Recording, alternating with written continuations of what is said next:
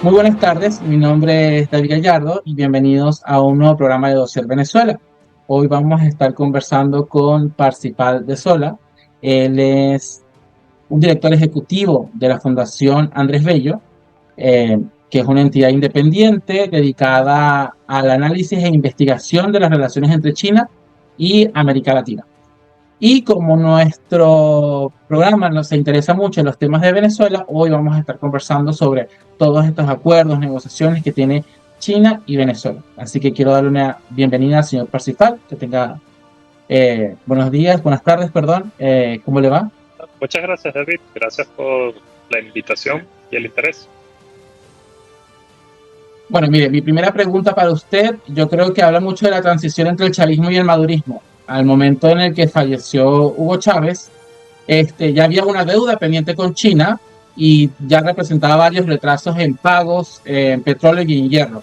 ¿Cómo procedió Maduro en este respecto y cuántas renegociaciones se han hecho desde que llegó Maduro hasta la actualidad? Número de renegociaciones. Francamente, nadie sabe.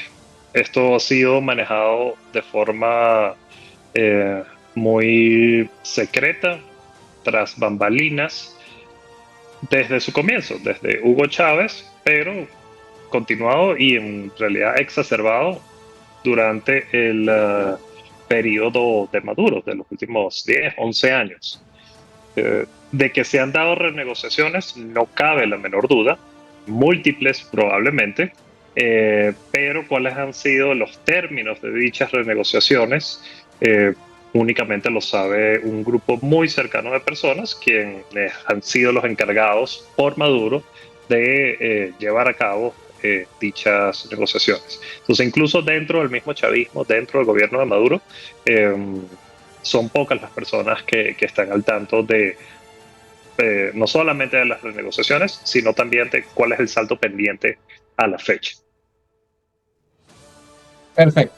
Sí, porque yo en una investigación que estuve realizando conseguí que durante 2016 se le dio como una especie de tiempo al régimen de Nicolás Maduro para que pagara los intereses que quedaban pendientes y aún así bajó mucho la producción petrolera porque sabemos que a China solo le interesa que se le pague con el crudo y con otros minerales.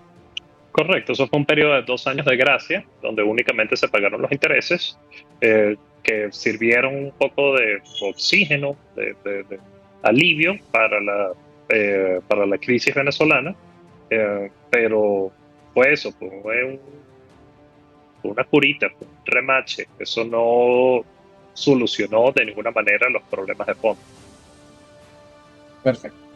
Eh, yo creo que es muy importante para que la población venezolana y que las personas que están viendo este programa sepan quiénes son los verdaderos responsables de estos tratados, porque si bien hablamos del régimen de Nicolás Maduro o de Venezuela, a veces se puede escuchar un poco vacío.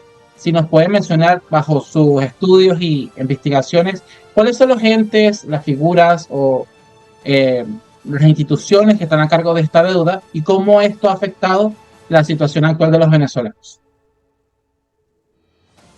Los actores han ido cambiando con el tiempo. O sea, los actores que comenzaron todo esto alrededor del 2005, eh, eh, obviamente Chávez a la cabeza de esto, eh, esa, ese alineamiento de intereses entre ambos países no hubiese sido posible sin Hugo Chávez Frías. Si bien había un interés de parte de las contrapartes chinas de profundizar esta relación, Venezuela se abrió a China. China no forzó a Venezuela, esto fue algo de mutuo acuerdo, donde más bien el interés pronunciado vino de la parte venezolana y las contrapartes chinas, ahorita podemos hablar de cuáles actores específicamente, simplemente o sea, aprovecharon lo mejor que pudieron la situación, dado de que la plataforma se le presta a China de manera muy proactiva y entusiasta de parte del entonces gobierno de Chávez. Actores principales del momento. De nuevo, el Ejecutivo, con Chávez a la cabeza, fue el principal motor de absolutamente todo lo que se dio con China. No únicamente los préstamos por petróleo, sino todos los demás que estaban en cierta forma aunado o coordinado en paralelo a los préstamos, la participación de empresas chinas en el país, la promoción de intereses chinos a nivel latinoamericano, los puentes políticos que se crearon al momento, utilizando a Caracas como base con entonces presidentes bueno, este grupo más que todo eh, englobados en el ALBA. Estamos hablando de Lula, Correa, Evo Morales, entre otros. Ya sabemos cuáles son los actores. Y eso fue una plataforma súper útil para la expansión de intereses chinos a nivel, no únicamente en Venezuela, sino a nivel latinoamericano. Eh, Actores específicos en Venezuela, PDVSA, por supuesto, nada de esto hubiese sido posible sin eh, la dirección de PDVSA, que como bien sabemos la manejaba Hugo Chávez y hoy en día Maduro como su caja chica. Ahí no hubo transparencia, ahí no se aprobó nada a través de la asamblea. Eso fue unos tratados que se llevaron a cabo entre el ejecutivo venezolano y el gobierno chino.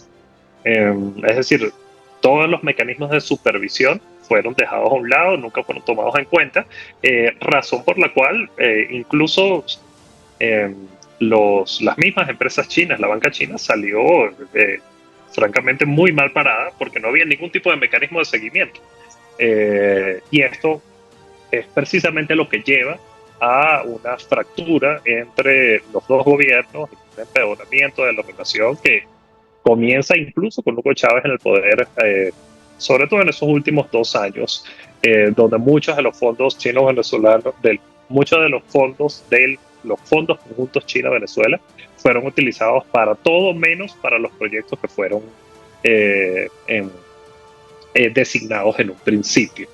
Del lado chino, por supuesto, el gobierno jugó un rol fundamental, pero también la banca, particularmente el Banco de Desarrollo Chino, y en segunda instancia el Banco de Importación y Exportación de China. Esos fueron los dos principales mecanismos para la entrega de fondos y manejo de fondos. Ahí está Bandes por el lado venezolano.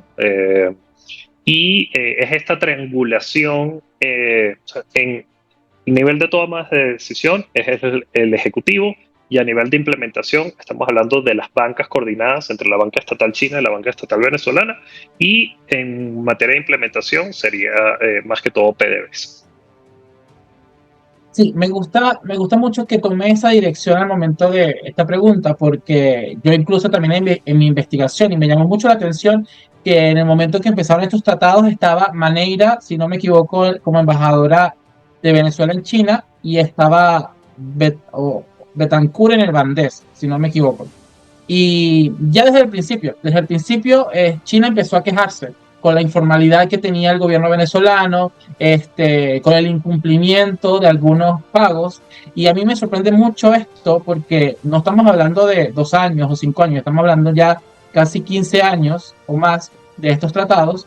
Y China continúa haciendo esto, y me pareció también súper interesante que, si bien, como usted dice, Venezuela fue casi la interesada en que se diera esta alianza, a China también como que le interesaba también, porque si Venezuela se transformaba en un éxito, obviamente quizás todos los países de la región en América Latina iban a unirse a esto, decir, bueno, si es posible en Venezuela, lo podemos hacer nosotros.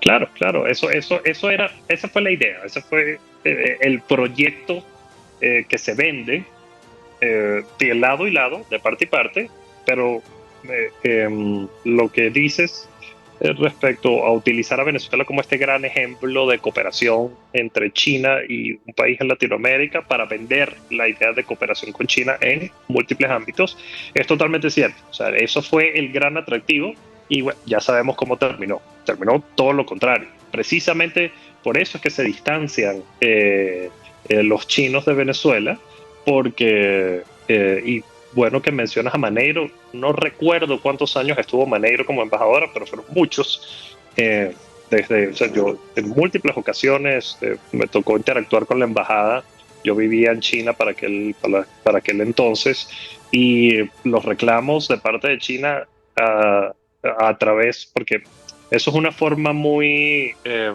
protocolar que tiene el gobierno chino de interactuar, sobre todo cuando son temas delicados. Nunca se hacen de manera pública, se hacen a través de canales oficiales de confianza. En este caso era Maneiro como embajadora, donde se presentaron múltiples quejas que se suponía, asumimos, que Maneiro transmitía a Caracas.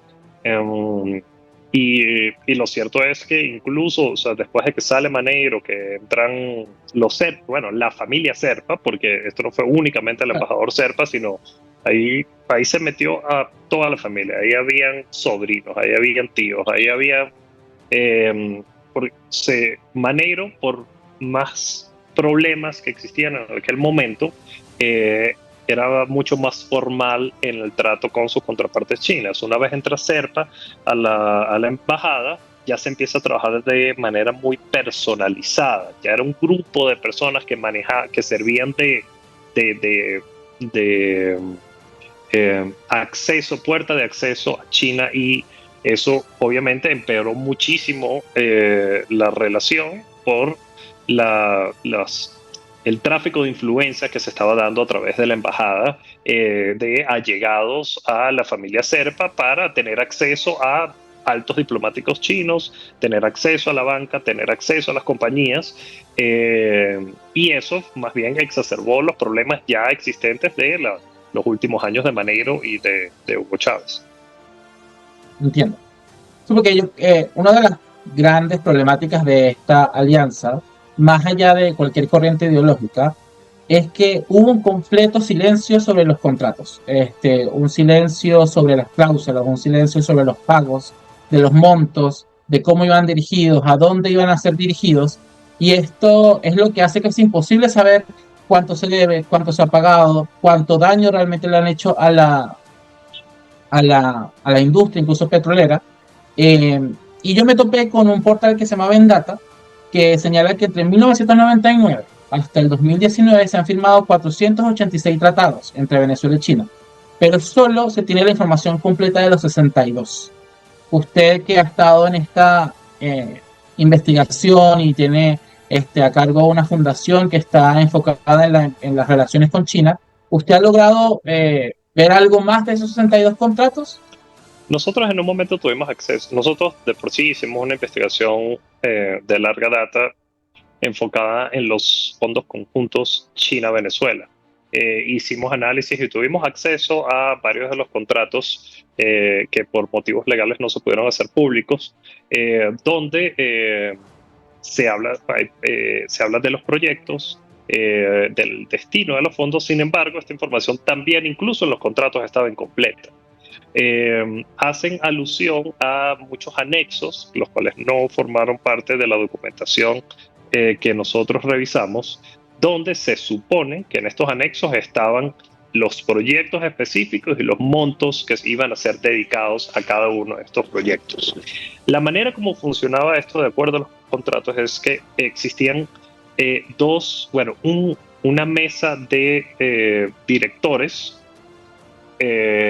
6 participantes venezolanos, 6 integrantes chinos, todos ellos miembros de las principales instituciones participantes. Por el lado venezolano había gobierno, PDVSA y Bandes. Por el lado chino había representantes de varios bancos, como también oficiales de gobierno. ¿Cuál era la función de esta junta directiva? La aprobación de proyectos y la aprobación de fondos para dichos proyectos. Sin embargo, hay una cláusula bien interesante que dice que es un rol únicamente de supervisión y no de implementación. Es decir, ellos estaban ahí únicamente para observar. Es decir, no había ningún poder para llevar a cabo ninguna de las decisiones que se pusieran o a las cuales se llegaran a cabo por medio de estas juntas directivas. ¿Cuál es el problema fundamental de todo eso? Que si había una malversación de fondos o cualquier problema con un proyecto, retrasos, problemas con contrataciones, la contraparte china perfectamente se podía lavar las manos y decir, mira, nosotros estamos aquí únicamente para observar. Es decir, no hay un mecanismo oficial de seguimiento para asegurarse que el dinero fuese implementado como debió, como supuestamente aparece en estos anexos. Es decir, ya desde el punto de partida no habían mecanismos legales para hacer seguimiento de cómo se estaban utilizando todos estos fondos. ¿Cuáles eran los proyectos? Si hay unos lineamientos dentro de los contratos donde se priorizan ciertos sectores, gas, petróleo era uno de los principales, y en segunda instancia estaba infraestructura vial, y en tercer lugar estaba también el sistema eléctrico nacional, que de nuevo ya también sabemos, o sea, ahí también hubo una culpabilidad por parte de las personas encargadas de manejar estos fondos, porque o sea, ya sabemos la grave crisis eléctrica que comenzó durante esos años, donde supuestamente parte de los fondos chinos iban para el mejoramiento de la infraestructura eléctrica venezolana.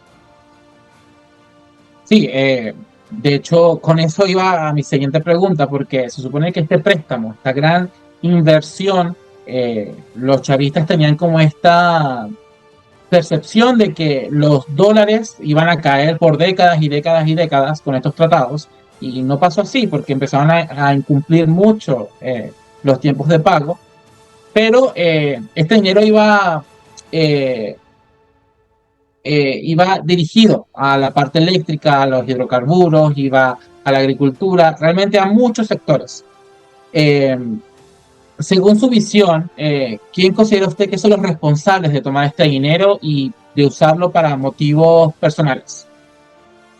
O sea, los motivos específicamente personales, o sea, de apuntar a un oficial en particular, creo que sería equivocado, porque esto es un tema institucional. O sea, son las instituciones del Estado en distintas capacidades las que eran los responsables de hacer uso de estos fondos. Entonces, independientemente de que X o Y persona haya estado a la cabeza de la electricidad de Corpoelec o de PDVSA o de alguna de estas cooperativas en materia agrícola, no puede ser. O sea, creo que eso sería un error, porque fue un desfalco eh, horizontal, o sea, transversal, a lo largo de todas las instituciones del Estado venezolano. Entonces, responsabilidad principal. O sea, ahí PDVSA como institución es uno de los principales coautores de todo el despilfarro de dinero. Pero ahí también están estos supuestos representantes que formaban parte de esta junta directiva de aprobación de proyectos. O sea, se llamaba Fondo, estoy parafraseando, pero era algo alrededor de como que junta directiva de los proyectos conjuntos China-Venezuela. Está la banca china, o sea, las contrapartes chinas, si bien no pueden ser eh, apuntadas directamente, porque vamos a estar claros, estos fueron préstamos, y un error que se suele cometer es hablar de inversión de China en Venezuela. China nunca invirtió en Venezuela. O sea, cuando uno hace una comparación de la inversión foránea directa de China o empresas chinas en Venezuela y las comparas a nivel regional, entre el 2007 y el 2017 estamos hablando de unos 3.000 millones de dólares de inversión directa. Eso es nada, sobre todo cuando lo comparas con países como Argentina, Chile, México, Brasil, ni se diga. O sea, Venezuela no fue destino de inversión china, fue destino de préstamos. ¿Y quiénes? O sea, eso al fin y al cabo eso era un dinero controlado por el Estado venezolano, y la responsabilidad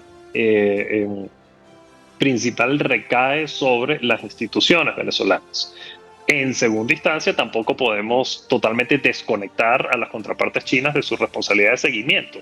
En parte es precisamente porque se utilizaron mecanismos de negociación de Estado a Estado, de gobierno a gobierno, de Hugo Chávez Frías con su contraparte en aquel entonces Hu Jintao, y de banca, es que los chinos no tuvieron forma, o sea, de momento no se anticiparon a los niveles de riesgo que existían en Venezuela, pero cuando pudieron haber hecho uso de la Asamblea Nacional, ya la Asamblea Nacional no era un mecanismo porque nunca tuvo ni voz ni voto en esto. O sea, incluso los mismos mecanismos, la fiscalía, o sea, no existía a quién hacerle un reclamo más que levantar el teléfono y decir directamente no sé con quién hablaban ellos directamente, pero probablemente haya sido director Maduro o algún representante.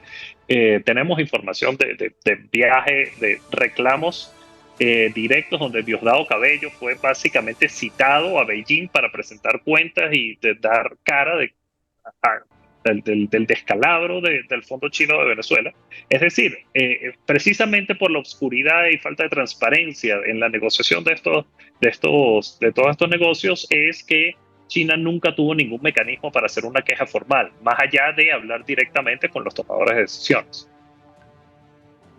Si hay tantas quejas, ¿verdad? Si hay tanto incumplimiento y si este préstamo fue prácticamente un fracaso para China, mi pregunta yo creo que es importante y necesaria hacerla. ¿Por qué entonces China, por más que se haya alejado, ¿verdad? Sigue teniendo estas conexiones financieras con Maduro, tomando en consideración de que obviamente Nicolás no tiene la misma influencia o el mismo liderazgo que tenía Chávez en la región? Bueno, en primera instancia yo no lo llamaría un fracaso. Quizás si lo vemos únicamente desde el aspecto económico, pudiéramos tildarlo como una negociación o una participación fallida, porque hay dos aspectos importantes que recalcar acá. Uno, Venezuela nunca dejó de pagar. Es decir, nosotros al sol de hoy seguimos pagando la deuda. Fuera de los tiempos acordados, sí. Muy por debajo de las promesas de envíos de petróleo, sí. Sin embargo, nunca hemos dejado de pagar y de acuerdo a nuestros estimados, que son francamente una especulación informada de acuerdo a el tiempo pasado, la cantidad de petróleo que Venezuela ha seguido produciendo, y lo cierto es que la deuda no debe ser más de 10 mil millones de dólares. Entonces, es decir, si los préstamos en total sumaron alrededor de 63, 65 mil millones, hemos pagado, bueno, son 85% de la deuda. De nuevo, totalmente fuera de tiempo, pero ese dinero se está recuperando no en moneda papel, sino en un rubro que es de interés para China. Entonces, llamarlo un fracaso no creo que sea la palabra adecuada. Y después está lo que sí recibieron a cambio, que no se puede medir monetariamente, que ya pasó, como bien dices, o sea, la Venezuela de hoy en día no es ni la sombra de aquella Venezuela saudita cuando el barril de petróleo estaba por encima de $100 y el gobierno de Chávez estaba repartiendo dinero a diestra y siniestra por toda Latinoamérica, que eso fue uno de los aspectos llamativos para China, de esa plataforma de influencia y de unificar a la región bajo un paraguas que excluye a Estados Unidos y a Canadá, y que excluye a la región de muchos de estos organismos internacionales. Entonces, desde el punto de vista político, China sí tuvo bastantes ganancias. No las podemos cuantificar. Entonces, cuando ponemos eso en la balanza, yo diría que es son unos resultados bastante mixtos, eh, y que han sido reevaluados. Por eso el distanciamiento político. Y voy a tu pregunta. China no, eh, si bien Venezuela es un estado quebrado, que hoy en día no tiene mayor influencia fuera de grupos irregulares y todos los aspectos negativos que salen de Venezuela hoy en día, migración, minería ilegal, devastación ambiental, etcétera, etcétera, etcétera. Por más que sea, sigue siendo un petroestado. Tienes llegada a la cúpula de poder y desde la perspectiva china, hoy en día Maduro está mucho más consolidado en Miraflores ya no está la inestabilidad de los años 2019, 2020, con el gobierno interino, con todo el tema de las sanciones. Entonces, hoy, independientemente de todo lo que mencioné inicialmente, Venezuela se encuentra un poco más estable política y económicamente. Entonces, frente a las cámaras, China nunca va a criticar a Maduro, ni va a criticar a Venezuela. Más bien ellos se van a siempre, y lo hemos visto, esto está muy evidenciado en todos los pronunciamientos que han salido de la embajada, del Ministerio de Relaciones Exteriores chino, que ellos se oponen a la intervención extranjera, lo utilizan como una punto de apoyo para criticar a la participación de Estados Unidos, no solamente en el tema venezolano, sino a nivel regional. Entonces todavía sirve un propósito, pero lo que sí pueden tener seguro es que no va a haber un regreso a esa época dorada donde nos extendían aquellos préstamos multimillonarios y donde había una gran participación de empresas chinas en Venezuela. Hoy en día, precisamente por el gran fracaso, hay una lección aprendida de que no se pueden lanzar de brazos abiertos a un Estado que no puede garantizar absolutamente ninguno de los intereses de China en el país. Eh, con lo siguiente, quizás es un tema un poco más político, pero igual me gustaría saber su opinión. Es que hace casi 15 días, Maduro nombró a Alex Saab como presidente del Centro Internacional de Inversión Productiva. Y hace menos de una semana ya se reunió con inversionistas chinos. Eh, ¿Qué puede usted opinar sobre este hecho y qué puede surgir de esas conversaciones? Francamente, no mucho. Ese es el hecho más reciente. Para eso hay que sumarle la cantidad de reuniones que ha tenido el nuevo embajador de China en Venezuela, el embajador Lan Hu, que se ha reunido, creo que con la mayoría, si no todos los gobernadores chavistas en Venezuela. Eh, Está la visita de la Cava a China hace un par de meses, también se reunió con múltiples empresas y potenciales inversionistas. Eh, Esto lo conectaría yo con mi mis últimos comentarios, que el apetito de riesgo ha disminuido mucho. Entonces, si vemos alguna nueva participación, yo me imagino que va a estar alineada de una u otra forma con las zonas económicas especiales que se están instaurando a lo largo del país. Bueno, está La Guaira, está Puerto Cabello, está Margarita, está el Arco Minero. Eh, estos serían unas zonas donde se minimiza la exposición a la crisis venezolana, dado que contarían con algunos privilegios de autonomía estas empresas en territorio venezolano, lo cual minimizaría muchísimo de esos riesgos que influyeron y llevaron en todos los proyectos que se desprendieron de los fondos chinos de Venezuela. Pudiéramos hablar de algunos centros de manufactura para productos muy básicos. No vamos a ver ninguna super fábrica de Huawei produciendo tecnología de punta. Eso no va a suceder, ni de carros eléctricos, ni de plantas solares. O sea, si vemos algo de manufactura o de producción, eh, China tiene mucho interés en el Caribe como red de distribución para Estados Unidos, para Centroamérica. Tener un acceso a un puerto libre en La Guaira sería algo beneficioso desde el punto de vista geográfico, cosa que no han logrado conseguir. Hubo negociaciones en República Dominicana hace varios años ya que no dieron fruto, precisamente por un empuje muy fuerte por parte del sector privado dominicano.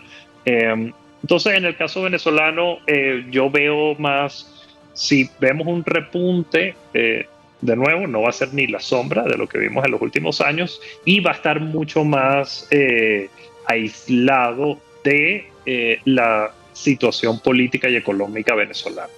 Más allá de todo este clima, ¿verdad? Que está lleno de zozobra por las elecciones de este año en Venezuela, que si va o no va María Corina, que si va o no va otro candidato a la posición. Pongamos un escenario. Supongamos que X candidato gana las elecciones y Nicolás Maduro y el chavismo se salen de Miraflores. ¿Venezuela legalmente sigue atada a pagarle todo a China? Sí, totalmente. O sea, eso sería eh, eh, un punto de fricción importante si un nuevo gobierno decidiese no honrar la deuda. Eso no es lo mismo que renegociar la deuda. Pero no honrar la deuda, o sea, Venezuela está atada por contrato a terminar de pagar la deuda. Pero como mencioné, hoy en día no es muy representativo, sobre todo cuando comparamos la deuda que tiene Venezuela con N cantidad de entidades a nivel internacional. La deuda china ya pasó de ser el pote más grande a ser a segundo o tercer plano. El gobierno chino, la contraparte, la banca, las empresas, tienen un récord por ser pragmáticos. En el dado caso que llegue un nuevo gobierno y se busque reestructurar la deuda, replantear el modo, estoy seguro que las entidades chinas estarán más que abiertas a tener esa conversación. Entiendo. Bueno, muchísimas gracias, señor Parsifal, por esta entrevista. Gracias por toda esta información que nos ha suministrado. Un placer, David. Grata conversación.